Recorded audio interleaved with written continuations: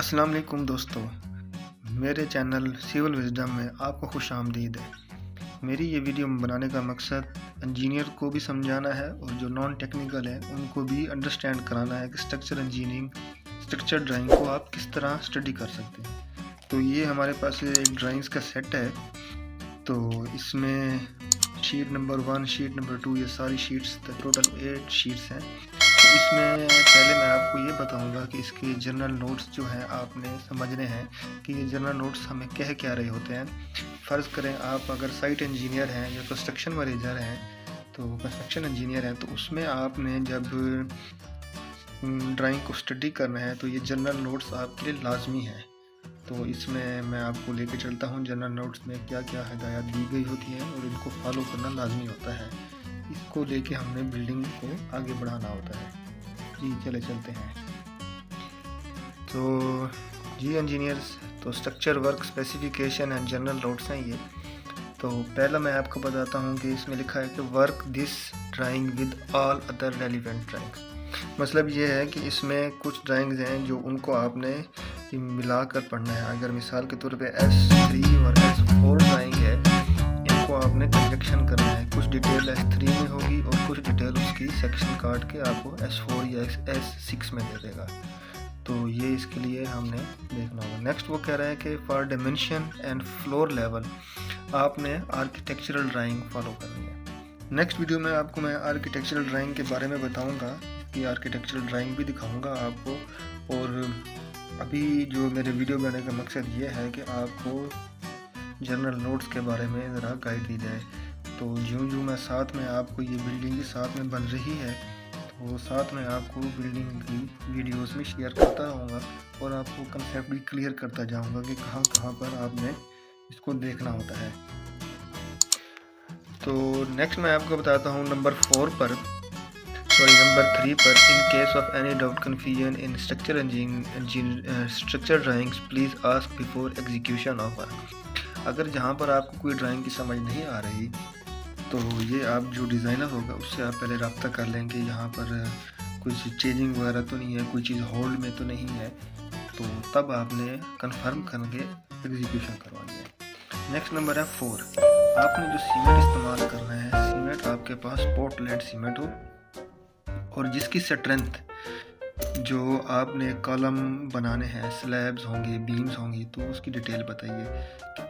Number A पे देखें, वो कह रहा है for all structure member except columns. कितना है? FC prime 3000 PS। ये FC प्राइम क्या है? FC प्राइम एक फैक्टर है, फैक्टर जिसमें आपको 3000 PSI 28 डेज की स्ट्रेंथ शो करता है।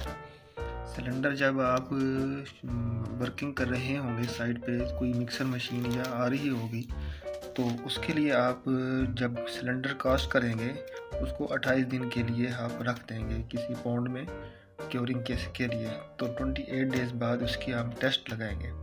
अगर आया कि उसकी स्ट्रेंथ 3000 PSI आती है तो ये स्ट्रक्चर वैलिड होगा। तो सबसे पहले ये इसके ट्रायल मिक्स किए जाते हैं कि जो आप साइट पे काम करना चाह रहे हैं, तो साइट पे उसके पहले ट्रायल मिक्स किए जाते हैं कि आया कि हम सीमेंट, सैंड और जो एग्रीगेट्स हैं, ये अगर इसमें हम इतना केमिकल डालें या इतनी रेशो रखें, 1:4 रखें, 1:3 जो होता है वो रेशो रखें, तो उस पे हमारी स्ट्रेंथ अगर अचीव हो रही है तो फिर उसी को हम फॉलो करके चलते हैं। तो ये हमें लाजमी। अब नेक्स्ट कह रहा है कि आपने कॉलम के लिए कितनी रखनी है? 4500 PSI सिलेंडर स्ट्रेंथ रखनी है। तो नेक्स्ट है इस पे यूज डिफॉर्म्ड ग्रेड स्टील। अब ये ग्रेड 60 में क्या होता है? स्टील जो ज़्यादातर अवेलेबल होते हैं रेजिडेंशियल और कमर्शियल में 60 और 40 इस्तेमाल होता है। ज़्यादातर कमर्शियल में 60 इस्तेमाल होता है। ये ग्रेड 60 का मकसद क्या है, मतलब क्या है? ग्रेड 60 का मतलब ये होता है कि इसकी जो स्ट्रेंथ होती है ना, इसकी जो टेंसाइल, जब इसको टेंशन में दे लिया जाता है तो 60,000 तक इसकी स्ट्रेंथ आ जाती है। इसको जब आपके पास लॉट आती है साइट पर, तो उसमें आपने इसको टेस्ट के लिए सैंपल भेजने होते हैं लेबॉर्ट्री में कि आया कि इसकी जो हमें कंपनी से माल आया है वाकई ही ग्रेड 60 का है या इसमें कोई ऊपर नीचे है। तो ये इसका टेस्ट जब अप्रूव होके आता है तो आपने फिर इसको साइट पर यूज़ करना होता है। तो नेक्स्ट हमें बताया गया है कि all lap length should be 50 dia of bar. अच्छा, ये 50 डाया ऑफ बार ये क्या चीज़ होती है? 50 डाया ऑफ बार नंबर 5 पे और 60 dia of bar for number 6। अच्छा, ये तो आपको जो न्यू इंजीनियर है उनको पता होना चाहिए। जो मार्केट में ज़्यादातर अवेलेबल जो होते हैं बार नंबर 3, नंबर 4, नंबर 6 और नंबर 8 यूज़ होते हैं ज़्यादातर, ठीक है। तो नंबर 3 कौन सा बार होता है, नंबर 4 कौन सा होता है, नंबर 6 कौन सा होता है, नंबर 8 कौन सा होता है। इसको आप यूँ समझ लेंगे ये होता है सूत्र में। मतलब ये है कि अगर नंबर 3 का मतलब है कि ये 3/8 इंचज़ होगा, इसी तरह नंबर 6 है तो ये 6/8 इंचज़ होगा, अगर ये 4 है तो 4/8 इंचज़ होता है। मैं आपको ये एक सादे से कागज़ में समझाता हूँ। ये मैंने इसमें लिखा है, देखिए अगर नंबर 3 से नंबर 5 तक है तो आपने 50 डाया ऑफ बार है, और नंबर 6 से नंबर 8 है तो 60 डाया ऑफ बार। मैं एक एग्जांपल लेता हूँ, अगर मैं नंबर 4 यूज़ कर रहा हूँ तो 50 मैंने लिया, नंबर 4 का मैंने क्या कहा 4/8 इंचज़ में आ जाएगा, तो इसको मल्टीप्लाई करेंगे, डिवाइड करेंगे तो 25 इंचज़ आ जाता है, तो ये 2 फीट 1 इंचज़ आ जाएगा। इसी तरह नंबर 8 करेंगे तो नंबर 8 भी इसी तरह ही आ जाएगा, 8 से कैंसिल तो 60 इंचज़ आ जाएगा, मीन 5 फीट आ जाएगा। अब ये 5 फीट का मतलब क्या है, अगर आपके पास ये बार जा रही है तो उसको आपने यहाँ से लैब देना है सीधा इसको, तो ये जो लेंथ है आपकी ये और ये वाली तकरीबन, अगर ये नंबर 4 बार है तो ये आपके पास 2 फीट 1 इंच तक इसका लैप आना चाहिए। इसको आपने फिक्सिंग करनी है स्टील उसके साथ, तार होती है स्टील वाली, उसके साथ नंबर 20 यूज़ होती है, वो इनकी भी नंबरिंग होती है। खैर नेक्स्ट मैं आपको बताता हूँ।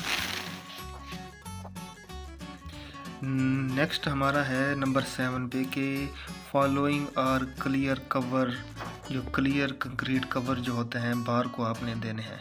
स्टील बार और जो आपका फेस है ना, स्लैब होगी, बीम होगी, फुटिंग्स होगी, जो रिटेनिंग वॉल्स होंगी, तो उन्होंने बताया स्लैब के लिए जब आपने देना है तो स्लैब एंड टॉप कितना देना है 3/4 इंचज़, बीम के लिए 1 इंच, कॉलम के लिए 1.5 इंच, फुटिंग के लिए 2 इंच, और RCC retaining wall, share wall हो गई या आपकी लिफ्ट की वॉल्स होगी तो उसके लिए 3/4 इंचज़ लेंगे। 3/4 इंचज़ दोनों के लिए, स्लैब और रिटेनिंग वॉल्स के लिए। अच्छा, ये मैं आपको इसका भी बता दूँ, ये मैंने कॉलम बनाया है, ठीक है, उसके अंदर ये अंदर की तरफ रिंग लगे हुए हैं और ये बार जा रही है। अब बार ये आउटर रिंग और इसका जो फेस है इसके दरमियान जो आपका होगा ना ये क्लियर कवर होगा, ये 1.5 इंच मैंने आपको बताया, ये लिखा हुआ है, ये 1.5 इंच, ठीक हो गया।